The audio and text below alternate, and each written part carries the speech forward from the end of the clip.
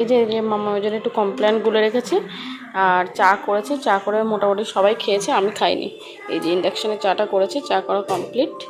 তো চলো। আর এদিকে দেখো মাম্মামি পাপা সকালবেলা আমার জন্য চিয়া সিড ভিজিয়েছিল। আমি বললাম আমি খাবো না, তুমি খেয়ে নিও, কারণ ও না চিয়া সিডটা খায় না, ও বেসিল খায়। তো এই যে আমি এটা খাই চিয়া সিড, আর ও খায় এই বেসিলটা। দাঁড়াও দেখাচ্ছি। ও খায় এই বেসিলটা। যা কি একটা লেগেছে। তো যাই হোক, ওই বেসিলটা খাই। তো সেই কারণে আমি বললাম চিয়া সিডটা ভিজিয়েছো যেখানে, তুমি খেয়ে নিও, আমি আর খাবো না। তো দেখো ও আর খেলো না। আর আজকে আমি খাবো না, যেহেতু আমি সোমবার করেছি, তো সেই কারণে। তো চলো। আর আমি না রিসেন্ট এই ফেস ওয়াশটা ইউজ করছি, তো বেশ ভালো, জানো তো। আমি ভেবেছিলাম হয়তো ভালো হবে না, কারণ আমার মুখে সব কিছু যায় না, কিন্তু দেখলাম না ভালোই। তো সেই কারণে এটা ইউজ করছি, ছোটো টিউবটাই ইউজ করছি। তো চলো। আর কাঁঠালটা এবার ভালো করে দেখাই, দাঁড়াও।